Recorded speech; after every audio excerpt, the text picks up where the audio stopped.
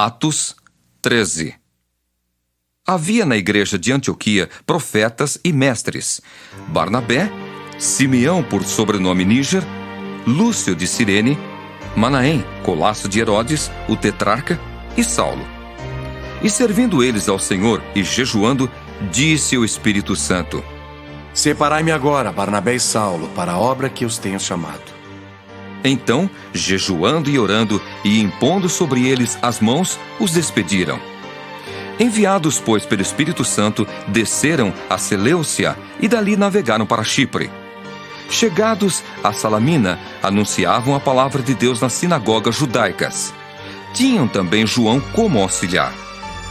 Havendo atravessado toda a ilha até Pafos, encontraram certo judeu, mágico, falso profeta, de nome Bar-Jesus, o qual estava com o procônsul Sérgio Paulo, que era homem inteligente. Este, tendo chamado Barnabé e Saulo, diligenciava para ouvir a palavra de Deus.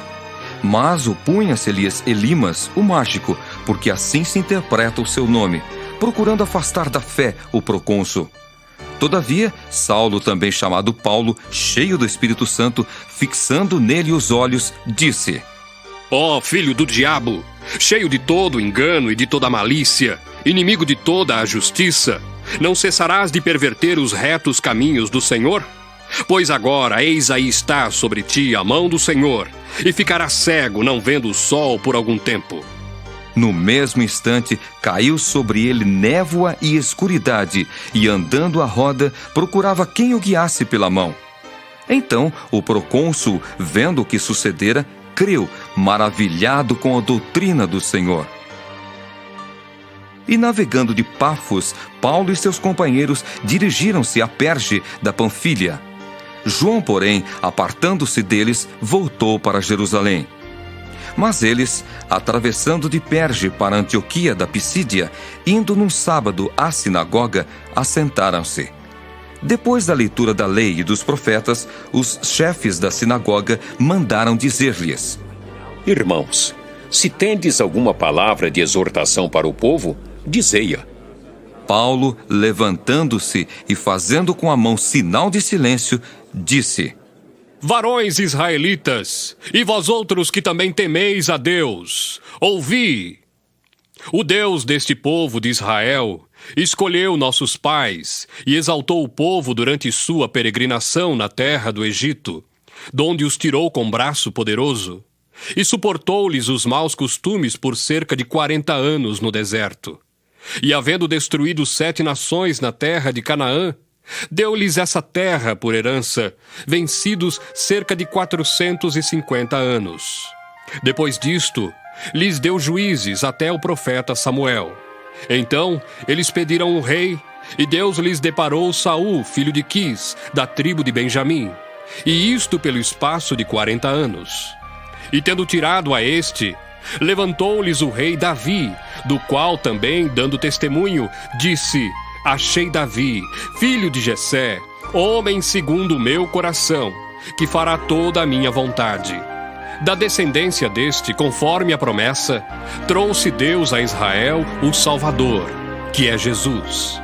Havendo João, primeiro, pregado a todo o povo de Israel, antes da manifestação dele, batismo de arrependimento.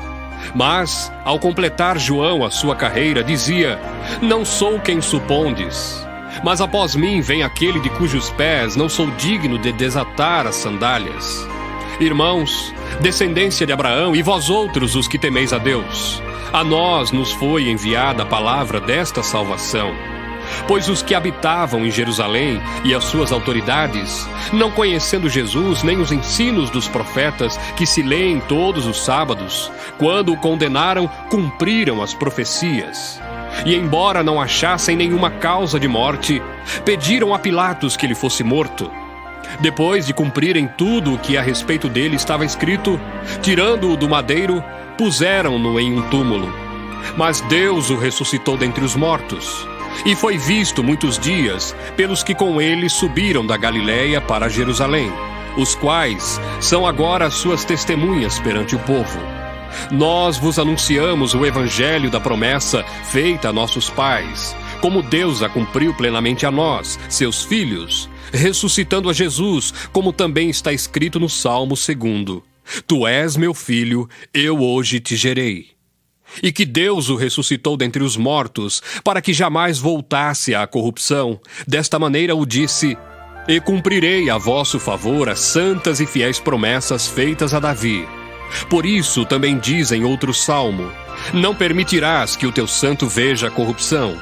Porque, na verdade, tendo Davi servido à sua própria geração, conforme o desígnio de Deus, adormeceu, foi para junto de seus pais e viu corrupção.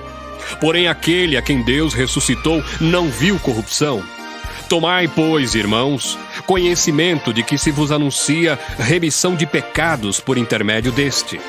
E por meio dele todo o que crê é justificado de todas as coisas, das quais vós não pudestes ser justificados pela lei de Moisés. Notai, pois, que não vos sobrevenha o que está dito nos profetas. Vede, ó desprezadores, maravilhai-vos e desvanecei, porque eu realizo em vossos dias obra tal, que não crereis se alguém vô-la contar. Ao saírem eles, rogaram-lhes que, no sábado seguinte, lhes falassem estas mesmas palavras. Despedida a sinagoga, muitos dos judeus e dos prosélitos piedosos seguiram Paulo e Barnabé.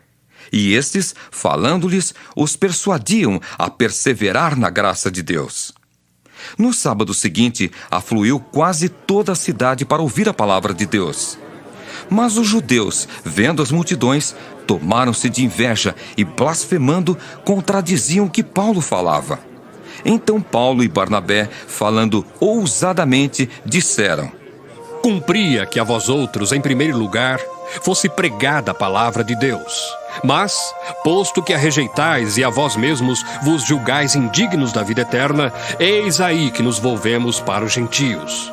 Porque o Senhor assim nolo determinou: Eu te constituí para a luz dos gentios, a fim de que sejas para a salvação até aos confins da terra. Os gentios, ouvindo isto, regozijavam-se e glorificavam a palavra do Senhor, e creram todos os que haviam sido destinados para a vida eterna. E divulgava-se a palavra do Senhor por toda aquela região. Mas os judeus instigaram as mulheres piedosas de alta posição e os principais da cidade e levantaram perseguição contra Paulo e Barnabé, expulsando-os do seu território. E estes, sacudindo contra aqueles o pó dos pés, partiram para Icônio. Os discípulos, porém, transbordavam de alegria e do Espírito Santo.